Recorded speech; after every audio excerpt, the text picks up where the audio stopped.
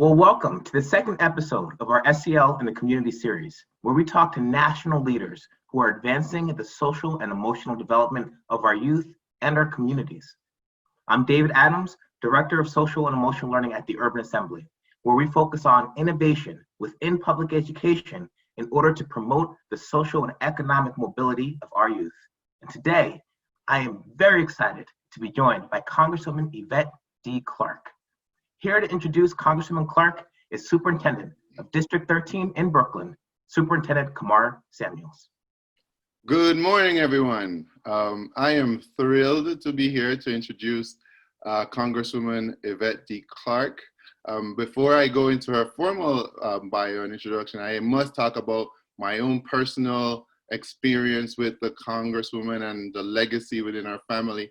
As an immigrant moving here in 1993 from Jamaica, I met her mom and met her throughout the community. Their name is just always prevalent in their advocacy for Caribbean immigrants here, and specifically for teachers. I saw and experienced myself teachers who came to America to work as teachers in the Department of Education, and the Congresswoman's advocacy on behalf of those teachers was always heartfelt and always inspiring. And that's one of the reasons I continue to do what I do within the sphere. The Congresswoman and her mom and her legacy really sticks with me every single day as a Jamaican immigrant, first generation. So I'm thrilled to introduce the Congresswoman.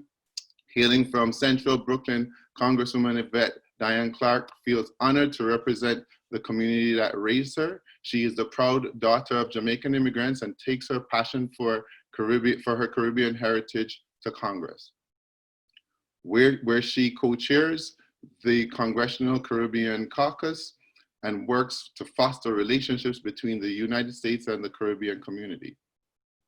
Clarke is vice chair of the powerful Energy and Commerce Committee and a member of the Homeland Security Committee. Clarke has been a member of the Congressional Black Caucus since coming to Congress in 2007, and today chairs its Immigration Task Force while acting as a member of its Census 2020 Task Force. As the representative of the 9th Congressional District of New York, Congresswoman Clarke has dedicated herself to continuing the legacy of excellence established by the late Honorable Shirley Chisholm, the first Black woman and Caribbean American elected to Congress.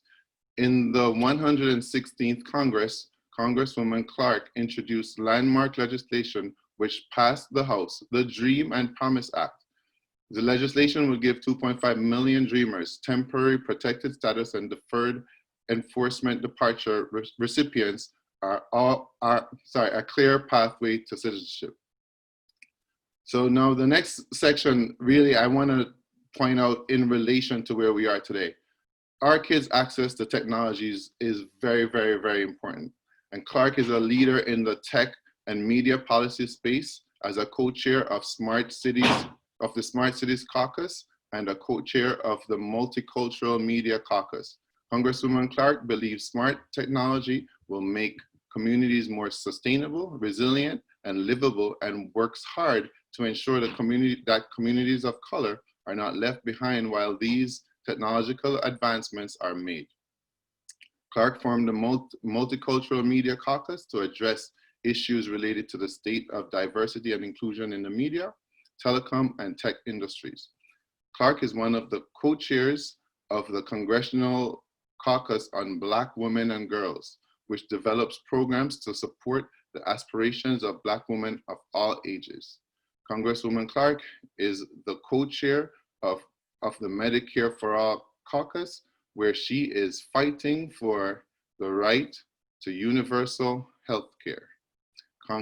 Prior to being elected to the United States to the United States House of Representatives, Congresswoman Clarke served on New York City Council, representing the 40th district.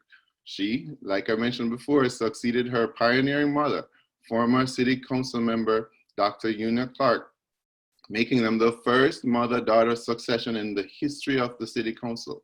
She co-sponsored City Council resolutions that opposed the war in Iraq, criticized the federal USA Patriot Act, and called for a national moratorium on the death penalty. Congresswoman Clarke is a graduate of Oberlin College. Congresswoman Clarke currently resides in the neighborhood where she grew up, in the Flatbush neighborhood of Brooklyn. Congresswoman Clarke, welcome. I am so proud and honored to be here with you. Thank you so much for that introduction, Kamar. Let me thank David and Catherine as well at the Urban Assembly and the SEL program that is really at the root of how we develop strong, resilient, and engaged students in our community. It's really my honor, my privilege to be with you today. There is so much that we are confronted with given this era of COVID-19. But let me say to all of our educators here, you are on the front lines. And though it's not spoken of educators as much as our healthcare workers, you are extending a lifeline to our students throughout the city. The transition to remote learning was abrupt and immediate, and our children rely on you to really help them navigate this space right now. It's hard enough for adults to navigate it.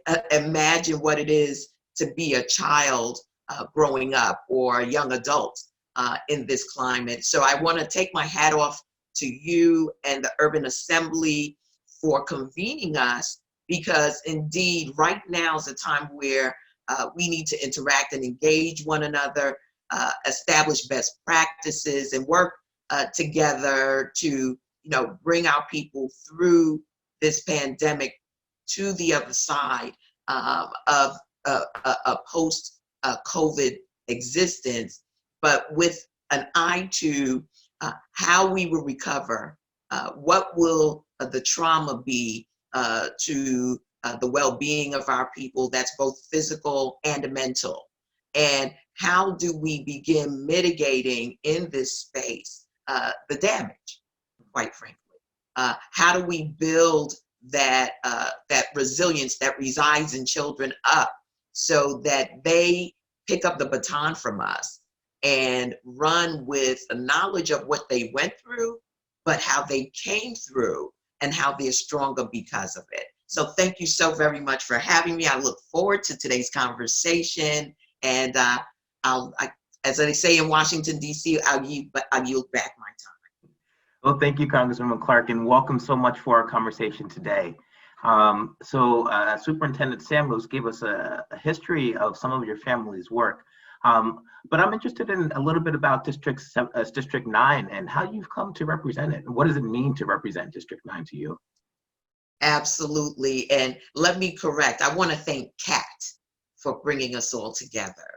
Let me say that the 9th District of New York has to be one of the most diverse constituencies in the city of New York, if not in the state and the nation. People have come to this part of Brooklyn from around the world. I represent Central and South Brooklyn. My district is the only district that's wholly contained in the borough of Brooklyn. So I can firmly say that Brooklyn is in the House, and that's the House of Representatives. My district begins at Atlantic Avenue near the Barclays Center on my north end and runs south to Sheepshead Bay or the Atlantic Ocean. On the west side, I represent Park Slope, and on the east side, I represent Brownsville. And so for those of you who are from Brooklyn, you understand all of the ethnic enclaves that are within those boundaries. And what binds us all together is a Brooklyn spirit, is the immigrant portal, is the values that we share about education, our children, our community. and just that Brooklyn pride that we all have. And I think being born and raised in this district is what has wedded me to my passion for service. The district has Prospect Park in it. It has the Botanical Gardens in it, Brooklyn Museum. It has, as I stated, the Barclays Center, the Children's Museum, the Brooklyn Jewish Children's Museum, full of cultural organizations and activities. The West Indian American Day Carnival takes place here in the 9th District of New York. And if you want to taste authentic food from around the world, you come to Central Brooklyn, where you can get a taste from the Middle East to South Asia to the Caribbean to just good old Americano right here in Central Brooklyn. And it just gives me a sense of pride and ownership because I know how much this district, the neighbors, constituents gave in raising me here. And I'm just paying it back, paying it forward because it was the education I received here in Central Brooklyn. I attended all public schools in District 17 and in District 13. And having had that experience, knowing all of the neighbors and friends and teachers and educators who breathe life into me, again, I take all of that to Washington, D.C. with me to represent the people of the 9th District of New York. And I think you had such a great understanding of the relationship between your career and those people who invested in you. And when we talk about social and emotional skills, we talk a lot about this notion of relationship building and perspective taking. And so thinking about the different communities you have to represent, the different ethnic enclaves who may see things in different ways, can you tell me a little bit about the role relationship building and perspective taking have come to your success as a Congresswoman? Absolutely. And for me, it started in my household because my parents, as immigrants, made relationships with people from across the community, people that they encountered who were of like mind, held similar values, and then exposed my brother and I. So whether it was my mom's classmates in college, because, she was an adult as she pursued her educational career and met a lot of aunts and uncles through that weren't necessarily blood, but again, helped to reinforce those values. Or it was the fact that my mom was a PTA president, organizing meetings, or a block association president, organizing activities on our block. I knew all my neighbors growing up as a result of not being sheltered, but as a result of the outreach that everyone engaged in. So for me, it's not unusual to say good morning to people as I pass them on the street, because that is how that's how we connect our humanity. That's how we relate to the struggles, the trials, the tribulations that others may be going through and help to raise them up, notwithstanding those circumstances. And I think that that type of engagement at a very early age became my ethos, became a part of who I was, my constitution. So building relationships along the way were really important for me. And quite frankly, it was a way of life. I remember, so I'm one of two siblings, well, one of two children. I only have one sibling, and my sibling is my brother, and he's 3 years older than me. And I always wanted to have a sister. So when I, began to make friends, establish those relationships, it was through the lens of sisterhood, because I've never had a sister. So my very first friend that I made at PS 138 when I was a kid, is still my very dear friend. We interact with each other today. Still lives in Brooklyn, you know, and that's one of many friends that I've made throughout my life that I've maintained a relationship with. But knowing what people go through, having that empathy and being able to walk in other people's shoes requires engagement. And that's what I do. And that's what I've always done. Even before I was in elective office, I chose public service because of the gratification I get from it and knowing that I'm helping others. And let me just follow up with that. I think there's this idea of engagement. There's a notion right now that you can't understand people if you're not of those people, right? That if you are not Black or white or Hispanic, you can't understand their experience. But you talked about engagement. You talked about walking in other people's shoes, and as a representative, you're actually responsible for trying to get a sense of where people are coming from. So can you just follow up on this notion of what it means to walk in another person's shoes and why that's important? Absolutely. What I find is the common thread of humanity and engage that. You know, so I attend bat mitzvahs and I dance, but I would dance at my own birthday party. You know what I'm saying? I would dance at my own confirmation. So that's a similar experience that I share with that family that's celebrating their daughter's rite of passage, right? I've just found different ways that we engage, and I'm very curious about culture, about ways of life.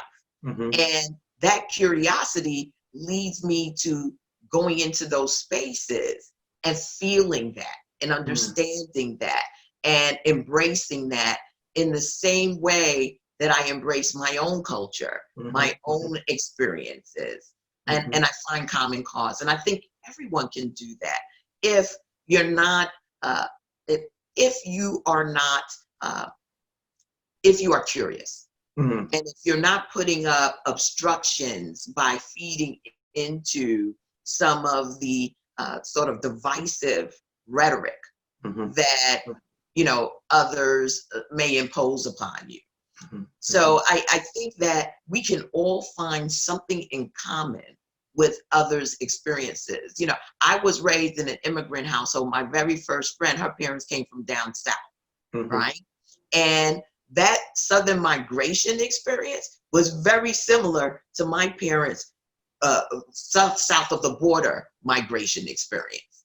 And we found common cause because our parents had similar values. But I learned a lot of things. I grew up with Kwanzaa as a result of that family. My parents learned about Kwanzaa because of that family. We learned about the value system associated with that and live that, right? You can always learn by opening your aperture to seeing how other cultures, how other families, how others embrace their Americanness, if you will.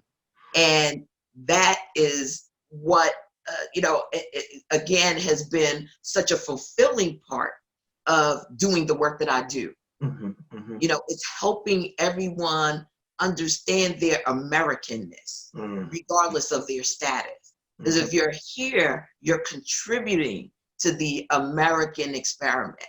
You are contributing to your talent, to the building of a civil society. And for many, you are in search of that American dream. And we're all in search of that American dream. And so on that journey, we're going to encounter individuals that help us fulfill that. And so you always keep your eyes open, your heart open for that to occur. That's outstanding. You know, what you say resonates with me so deeply because of this notion of your active sense of how to create community, right? I heard you say that you have an open mind. You looked out for people who shared a common viewpoint, but you also took actual energy to make a common viewpoint. Your example about the dancing was what resonated with me, because you said that that's something I could experience. And instead of saying they're dancing differently than I am, you're saying, I'm going to interpret this through a lens of what I understand so I can make a connection. And so I think this notion of connection is something that we care a lot about when we think about social and emotional development for our youth. And part of that connection is this idea of how do we resolve conflicts, not just through divisiveness, as you said, but through constructive dialogue. Can you tell me a little bit about your understanding of the importance of constructive problem solving and how you've used that to build connections in your career? Absolutely. You know, I think that I try to avoid as much as possible pettiness, because when you personalize a lot of the engagement that you have with others, you oftentimes, one, are not looking at what may be constructive in that engagement, though it may hurt your feelings, though you may feel set upon. And it's important that you know, we all take lessons from combative experiences, right? We never know what the other person is going through, and they never know what we're going through, right? And you know, oftentimes you're being confronted by other people's demons. And so to the extent that you can see that, to the extent that you can remove sort of the hurt that you're experiencing, to see that you know, that person is exposing you to their hurt. You know, you're then in a space where you're reclaiming your power. And that's the important thing. And so for our children, it's important that they are rooted in self, because when they're not rooted in who they are, how they value themselves, others can impose on them their shortcomings. And that then becomes internalized as a defect for that child. And so we constantly have to plant seeds of, you know, you're perfectly made. Now, what do you do with that, right? How do you manifest that perfection in everything you do? And then, should you not meet your internal goals, how do you use where you've come from to where you are to continue to build on that, build towards perfection? Because no one is perfect, but we build towards perfection. Right. I mean, when you say that, you remind me of President Obama's notion of perfecting the union. Right? It's a challenge to us. It's not a critique. It's a opportunity for us to continue to grow. And so when we think about this social and emotional development for our youth's ability to have self-awareness, their ability to manage conflict effectively, these are things that we are looking to invest in our public schools. Our goal is to ensure that our youth come through our school system and have these skills and these abilities and these values so that they can contribute to our community more effectively. It's about, I think, to a large extent, what we fail to do is address self-esteem. And I mean, it almost sounds, you know, just rhetorical, but I can tell you that it was my very formative years that shaped who I am today, right? I know it for a fact because so many people helped to build me up and my self-esteem. And those who tried to take me down, nowhere near compared in number to those who were building me up. And whether it was my self-awareness as a Black girl, as a Black woman coming of age, or whether it was based on a cultural dynamic that was taking place, there was an understanding that there was nothing that if I focused my energy on, Mm-hmm. I couldn't accomplish. As a matter of fact, there were cohorts of young people in Brooklyn, New York, that were fed the same way. Mm. Many of became very successful, and it's because of that investment. Right, right. And you see, I think when we think about investment, you're saying this isn't just investment from your parents.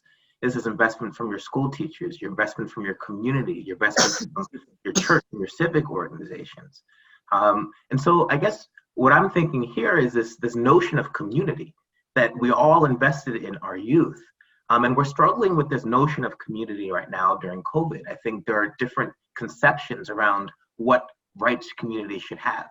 Should I be able to do what I want to do, or should I have to contribute to my community in terms of keeping everybody safe? Given the context of COVID-19, can you tell me a little bit about what community means to you and why it's important? Absolutely. I tell everyone all the time, I'm a true beneficiary of the village that raised the child. I mean, in every sense of the word. Right now, it's important because we're in a public health pandemic, that we use everything at our disposal to connect with our humanity. And recognizing that creating community starts with those in our immediate surroundings. How are we able to drop a note under our neighbor's door just to say, I hope you're well. If there's anything you need, slip me a note. Right. Right? It's as simple as that. There are many ways that you hear your neighbor's child crying or what have you. Slip them a note. If there's anything that I can help you with, just drop a note under my door. It's being able to empathize, being able to understand that we are all in this together. I tell people, with the toll that this pandemic has taken on our communities, our mental health it has to be addressed. And it's important that policymakers work with community to establish a therapeutic environment, because this has taken a huge toll of not only life, but not only livelihoods, but life.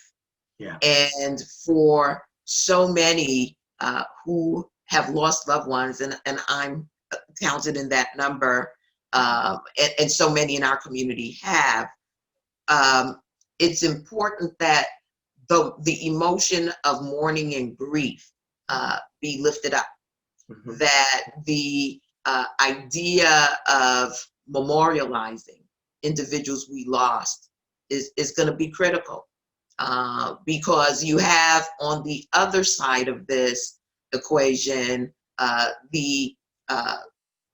those who don't share our values, who are saying, well, we just got to open up.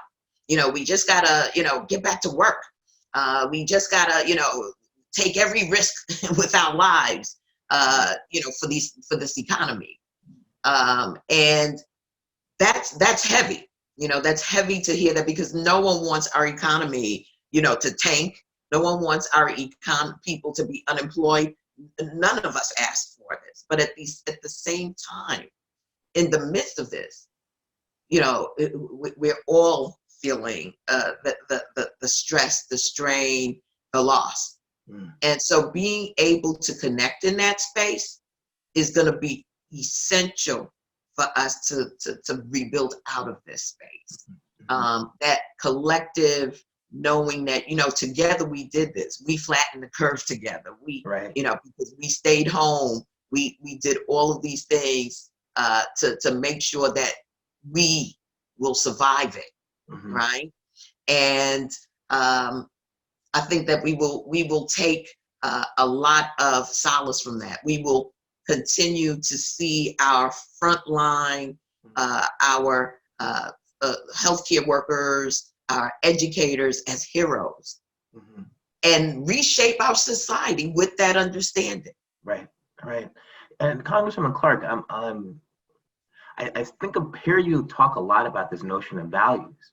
And if I may say, it's not common to hear values from certain kind of political spectrums, right? That's more commonly associated with a certain kind of right-wing approach to things. But you talk about values in this context of what bonds us together and what brings us together as a community. Can you tell me a little bit about how we can create a sense of shared values in our country and the role that listening plays in creating that sense of who we are? So why don't we start with, we're on Zoom together. That means God granted us another day. That's it. You know what I'm saying? I do. We're alive, we're awake, we're able to reason and have conversation. So we start at that basis. We've got one more day. Yeah. What is it that we want to do with this day that advances humankind? That's what I'm thinking today. I'm thinking, what can I share on this Zoom with Urban Academy, and who's involved in social emotional learning that will carry someone to tomorrow. And God willing, they get up and they're able to say, you know what? I remember when Congresswoman Clarke said, and they move forward. Right. That's how you begin to share values. It's understanding that we are experiencing something together. At this stage today, we're on the same journey. What is it that we want to see for our children, for our students and scholars? And how are we shaping that through this conversation today? If there's just one educator on this Zoom today, and I wanted to say something, I would say, touch that child. I remember every educator who touched my life and said to me, Yvette, you can accomplish this. You know, why are you eating candy in class when that's not the rule, right? And shaping my values, shaping how I saw myself and how my classmates saw themselves, and then urging us on to continue. Those values that you learn in sort of congregate environments are what ultimately create shared values. That, you know, my very first friend that I met, you know, in first grade is, you know, we share the same values today. Notwithstanding departing to do certain things in our lives, engaging in different activities throughout our lives, we always come back to those shared values. And so that's why when I say values, it's you know, how do you respect other human beings? Right? How do you give service and not always require that you become a beneficiary of the service? How do you give when you don't have much to give? These are the things that are anything that builds community, starting with individuals and families, becomes part of a shared ethos, if you will. And that's how we build it. Simple example, we want to make sure our children are in a safe space on the block that I live in. So if we all agree to that, what actions can we take together to create that safe space? Get those ideas rolling and then come to a consensus and an agreement. And you'll see behaviors modified to follow that. That's been my experience. That's so helpful. I think in our schools where we focus on social and emotional development at the Urban Assembly as one of the key aspects of what it means to be educated, a lot of our schools create social contracts within the classrooms where students do just that. they actually get into conversation with each other and say, how do you want to be treated? And what are we going to do if we can't achieve that? And I understand that a lot of criticism around our country today is that this social contract is frayed in the larger sense of our nation. Can you tell me a little bit about the role that educators can play in helping restore the social contract through our youth so that they can grow up and help us restore our social contract for our nation? Yeah, I think that, it's going to take, generation to generation. And they're going to be environments where other children are not given wholesome values from our perspective, right? They will be raised in environments where they don't get access to diversity. They will be raised in environments where a certain value or belief system is imposed upon them. And, they're not taught to critically think.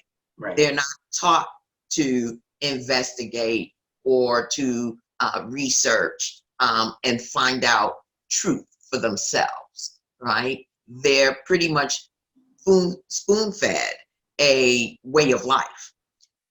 On the other hand, if we're going to be educators that are concerned with the social, emotional aspects of the lives of our children, we have to dedicate ourselves to critical thinking, to analysis of circumstances and situations.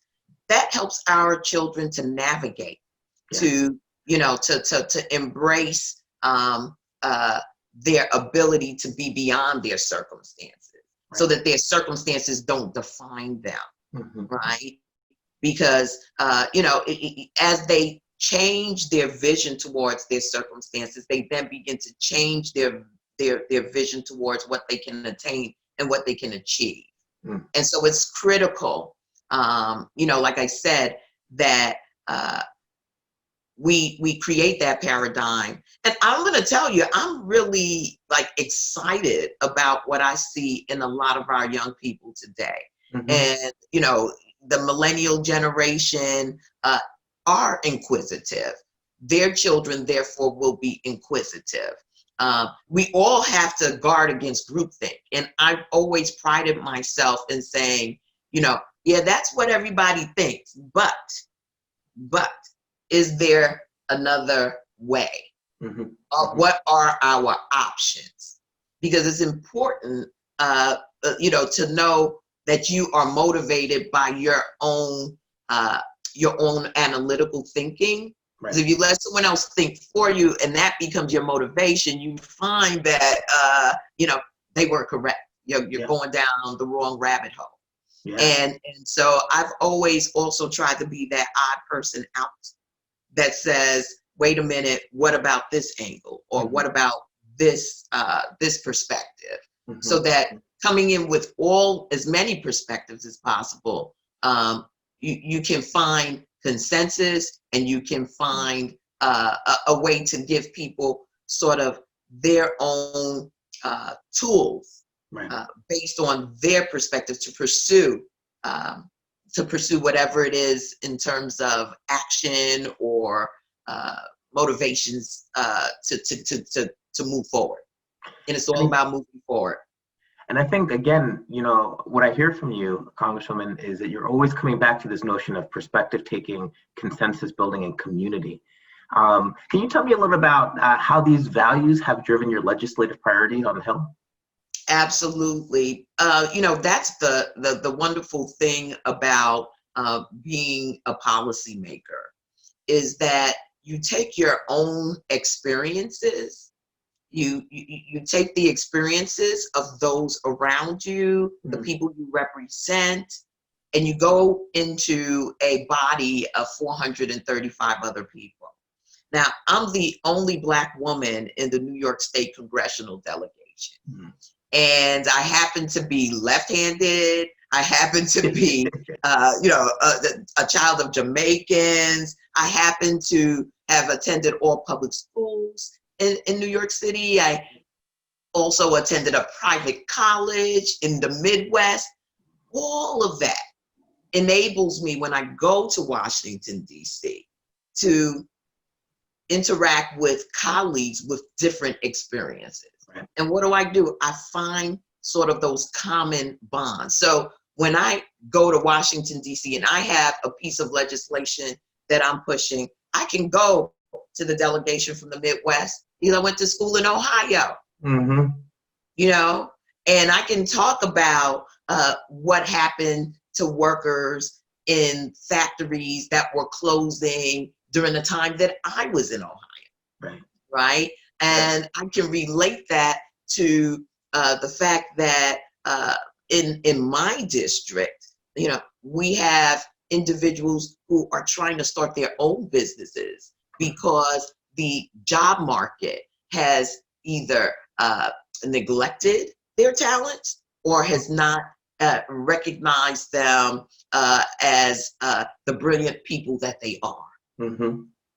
Right? And then I can Perfection. win them over to an urban agenda because Mhm. we found common cause, Mhm. right? So the Mhm. types of legislation, you know, I tell people, thank God we battled, fought, and won for the Affordable Care Act.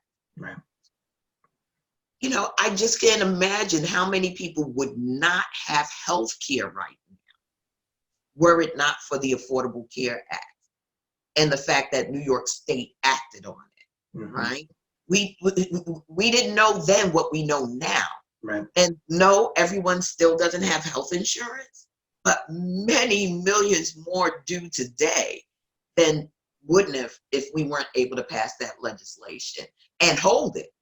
Because, you know, right now, the Affordable Care Act is in the Supreme Court. Sure. Right? So it's all having that situational awareness, understanding how to build relationships in common cause, and then from there, talking about drafting legislation. I have a bill on broadband. Well, in New York City, in my constituency, there are areas that don't have access to broadband, right? Kids have to remote learn, but you know, if it weren't for the fact that iPads that were Wi-Fi enabled were Mhm. distributed, some of those kids would not have had a chance, Right. right? However, I also know that in rural Mississippi, they don't have access to broadband either. So I'm able to connect with the Mississippi delegation and rural areas of the country. Mhm. We're able to come together around the need to have ubiquitous broadband Right. and draft a bill that as we emerge from this pandemic and infrastructure bills are coming out, Mhm. that would be a top priority for job creation, for making sure that now that we know how important a lifeline broadband can be, Mhm. that everyone, regardless of their economic status, their social status, where they live, have access to broadband. Mhm. And it sounds like, from your experience, you have to care about other people's perspective and hear where they're coming from in order to bring a common cause together. And that's something that we care about in terms of the young people we develop through our schools, and this notion of social and emotional development is that if we can develop young people who can take the perspective of others, develop good listening skills, we hope not only can they solve problems in their homes and in their communities, but hopefully they can contribute to some of these more robust national problems that are hamstringing our progress. They will.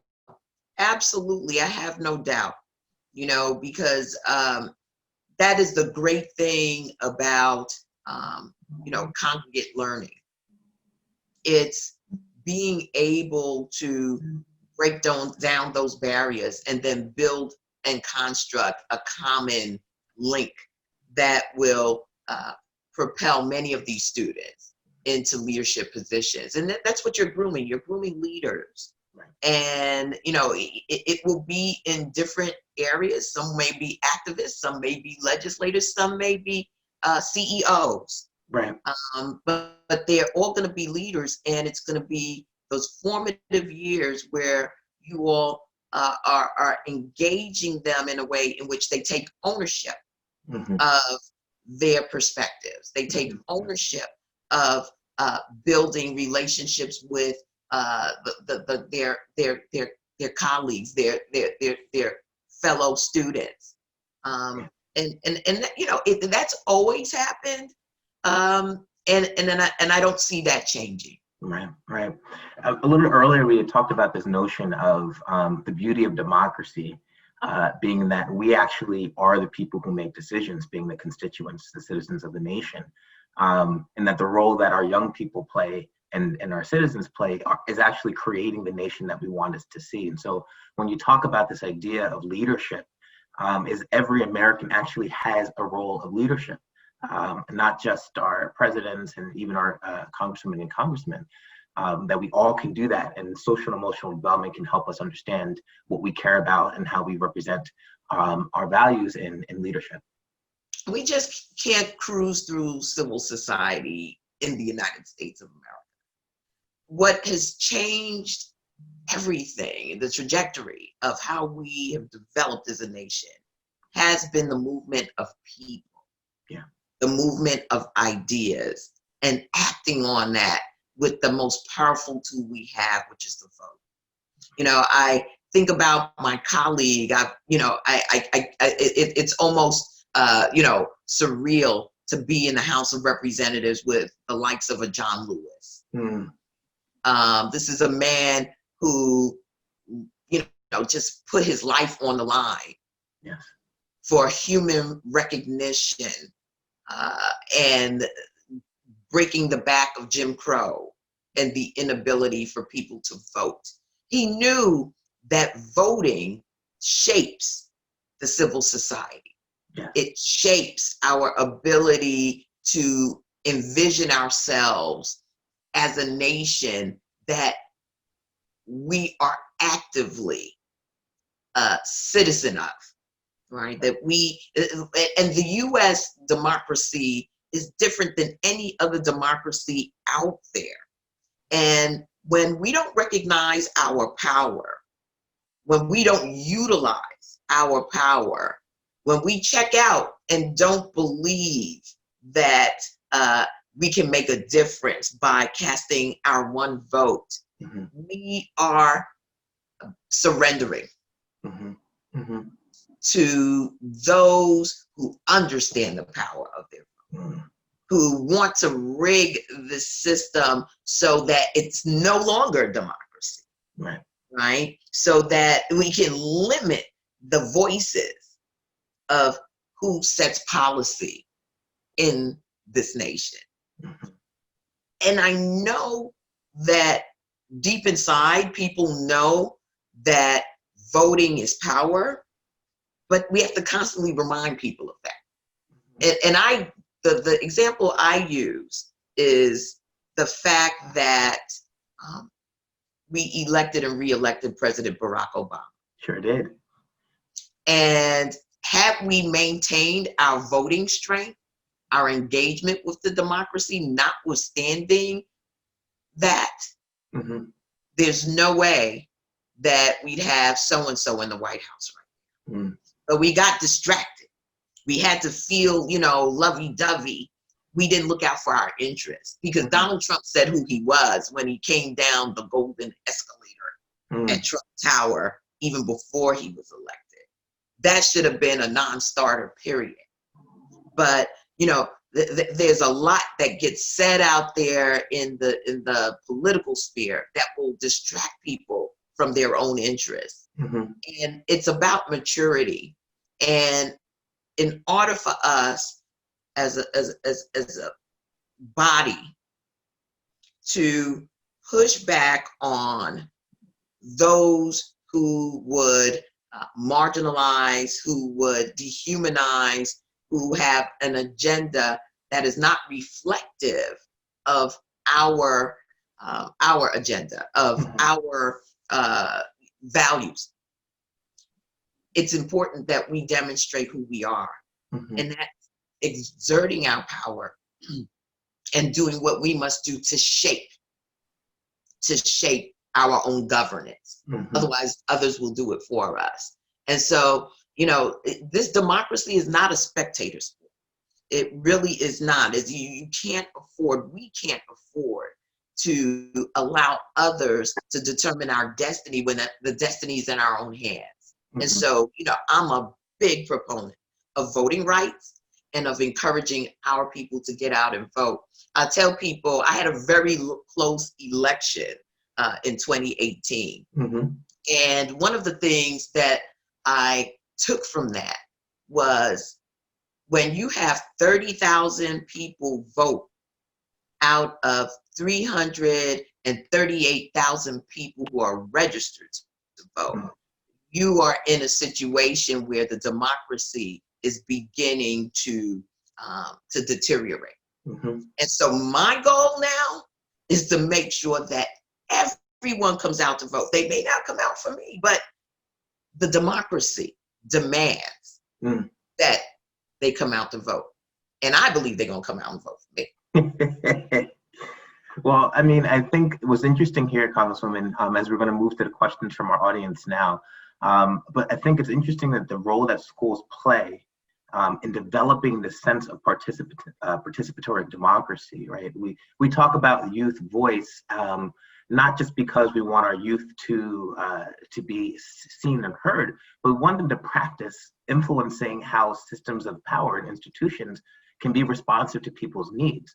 So when you speak, I think about this notion of democracy not being a participatory sport, a spectator sport, and our schools need to be organized in a way that produce young people who see themselves, so that the first time they don't do this is in actual voting, but they're used to that. They have values around that. And as we narrow some of our curriculum to things that are only focused on more of the math and science, we may lose some of this notion of how to be in community. How do we develop perspective taking? But I think examples like yours helps our system and our education system inspire ourselves to do more for our kids. I think that, you can find creativity in everything that you do and build community through everything that you do. I think I was a STEM student coming up, and it was the engagement of teachers that made it so compelling for me, and all of my classmates, right? So there was a sort of a critical thinking dynamic that was involved in that first science fair, and having dialogue with different teams in the classroom. There are ways that we got to sort of ignite the imagination of our children, and in so doing, it takes them so far, because it's that ability to envision what your outcome will be that leads you down the road to getting there. And sometimes it's frustrating. That's when you take a pause and you say, what exactly is frustrating? And let's unpack that frustration. Right. That's part of the process. It's part of the process. So, Congressman, we have a question from Neil Manis. He's interested in wondering if the New York State budget, as well as the New York City budget, will be able to provide increased funding for schools to provide social and emotional development and social emotional learning goals for all students as they return to schools. Well, that's a great question. And let me just say that as a congressional representative at the federal level, we have set forth a bill just last Friday, that when passed would provide to our state and municipal governments much needed funding that they're going to need to rebuild. Understand that with this government shutdown, if we don't essentially bail out our state and municipal governments, we won't have funding for fire and police, let alone education of our children. The cuts to education will be so dramatic that we would not recognize the system. And so part of what we require right now is for people to be focused on what the United States Congress is doing, because we have to come, we have to come through for the American people. And I talked about a difference in value sets, and I hate to be partisan, but at the end of the day, I'm a Democrat, and I found that my Republican colleagues en masse don't share the value of what government and how government needs to respond in this pandemic. And, I will say to you that they would rather privatize public education to benefit someone's wealth, as opposed to investing in the public school infrastructure that we have all worked with or been beneficiaries of.